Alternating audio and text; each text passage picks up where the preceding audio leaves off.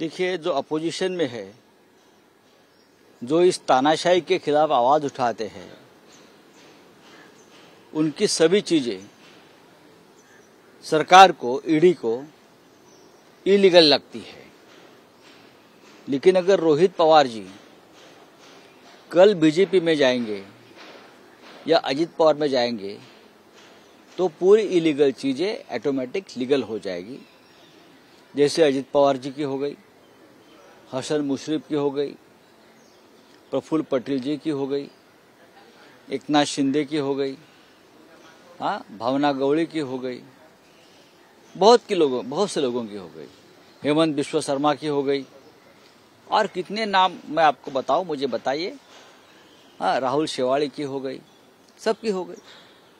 आप हमारे पार्टी में आइए, हमारे वॉशिंग मशीन में धुलकर बाहर निकलिए तो आपकी सभी चीजें क्लियर हो जाएगी।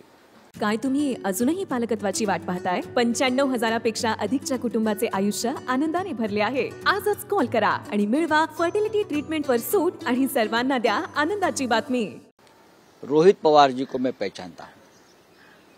रोहित पवार और पूरा परिवार उनका कोई भी इलीगल चीज नहीं कर सकता।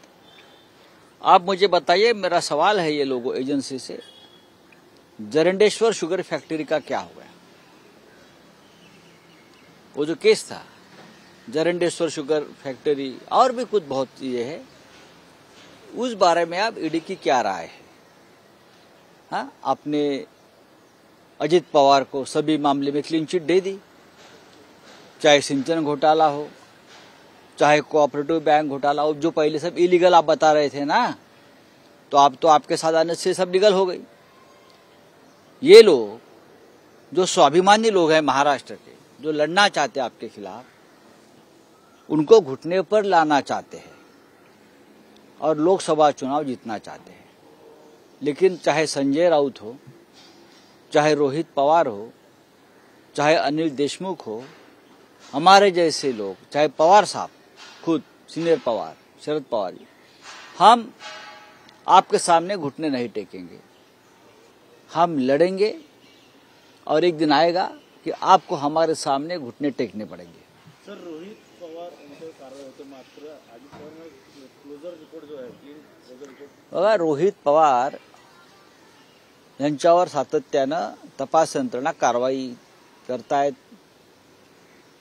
त्यांचा छळ केला जातोय, त्यांच्या कुटुंबियांचा छळ केला जातोय, त्यांना वारंवार तपासासाठी बोलवलं। असं काय गुन्हा केला रोहित पवारने? काय केला, काय सांगा ना? उद्योग आहे, व्यवहार आहे, लहान सहान गोष्टी मागे पुढे झाल्या असतील, त्याच्यासाठी धडाधड धाडी टाकून त्यांच्या प्रॉपर्टी जप्त करणं आणि बदनाम करणं लोकसभा निवडणुका तोंडावर आहेत। याचं कारण असं आहे की रोहित पवार यांनी एक भूमिका घेतलेली आहे की कोणत्याही परिस्थितीमध्ये महाराष्ट्रावर आक्रमण करणाऱ्या दिल्लीच्या मोगलशाहीपुढे सध्याच्या न झुकण्याची भूमिका त्यांनी घेतली आहे, जी आम्ही घेतली। महाराष्ट्राची लचके तोडण्याचे, महाराष्ट्राचे उद्योग पळवण्याचे उद्योग सुरू आहेत, महाराष्ट्राच्या स्वाभिमानावरती हल्ला करण्याचे प्रयत्न सुरू आहेत।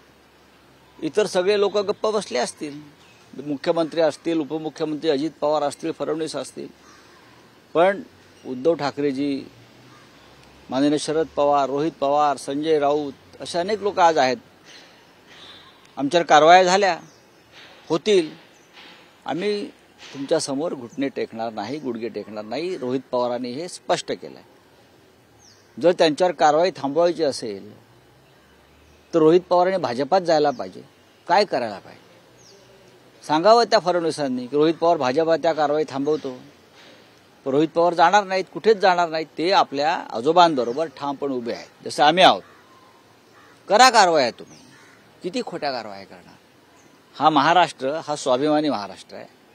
हा या दिल्लीच्या जुलमापुढे, नवीन मोगलशाहीपुढे अशा प्रकारे वाकणार नाही हा महाराष्ट्र।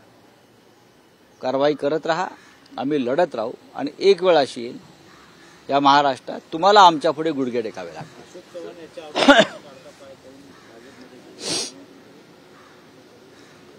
आता रोहित पवार यांच्यावरची कारवाई सुरू, अशा प्रकारची कारवाई अजित पवार यांच्यावर सुद्धा झाली, त्यांनी गुडघे टेकले।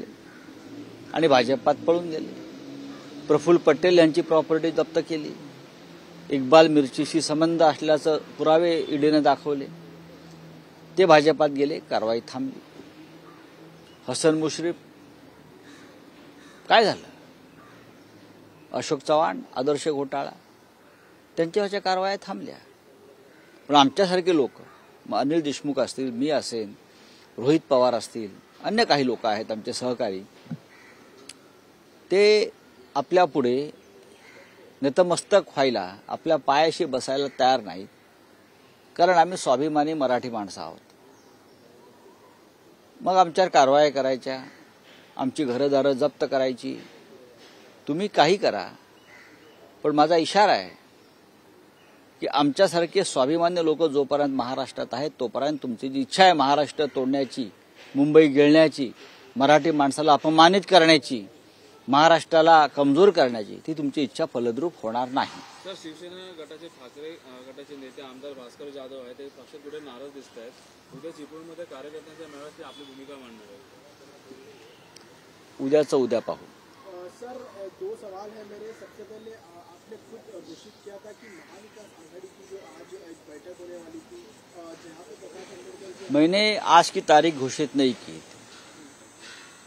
प्रकाश आंबेडकर जी 9 तारीख को जो प्रस्ताव के बारे में हमसे चर्चा करेंगे, ये सही है.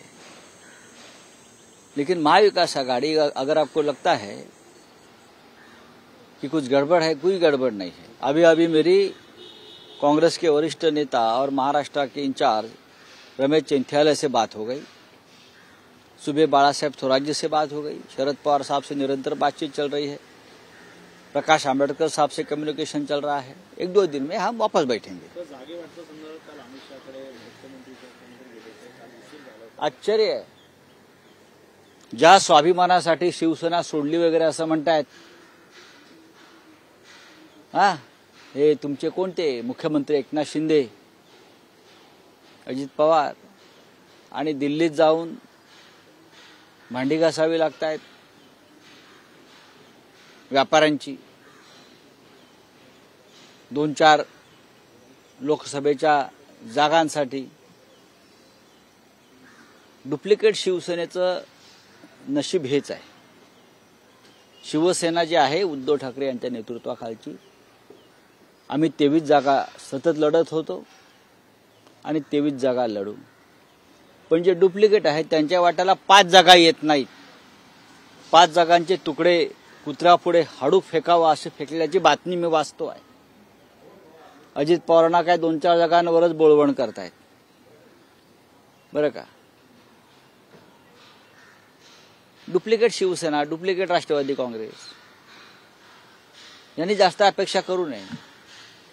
त्यांचा अस्त जवळ आलाय. थोडा जोर लावून ते तिकडे गेले होते, भाजपच्या सत्तेमध्ये गेले होते. ते काय जोर लावणार व्यापाऱ्यांपुढे? त्या हिंमत आहे जोर लावायची? जोर लावून दाखवावा, जोर लावून दाखवावा.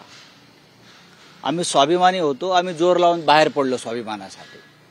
तुम्ही भांडी घासत बसा त्यांची.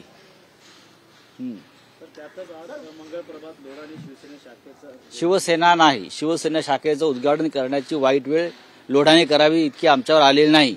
शिंदे गटाची बोला, बरोबर ना?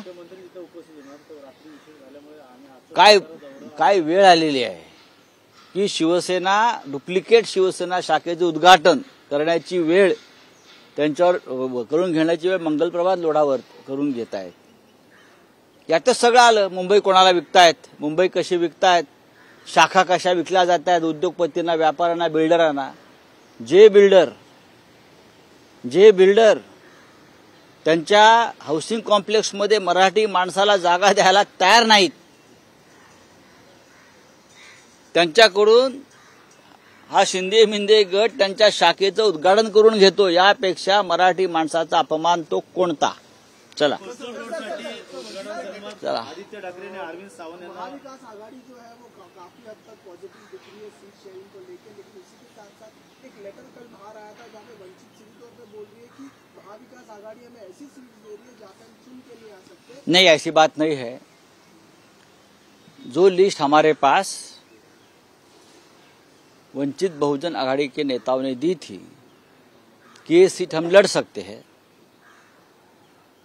लगभग हमने जो सीटें उनको ऑफर की है वो सीटें उनकी लिस्ट में है।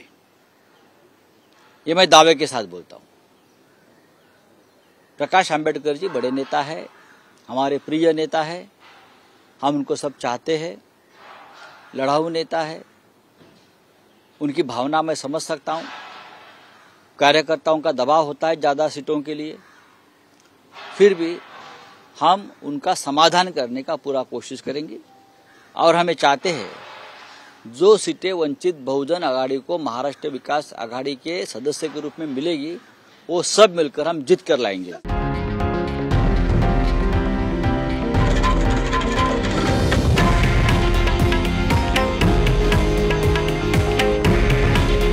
हे आहे देशातील नंबर 1 न्यूज नेटवर्क आणि आपण पाहत आहात TV9 मराठी। काळजी तुमची, हित महाराष्ट्राचं।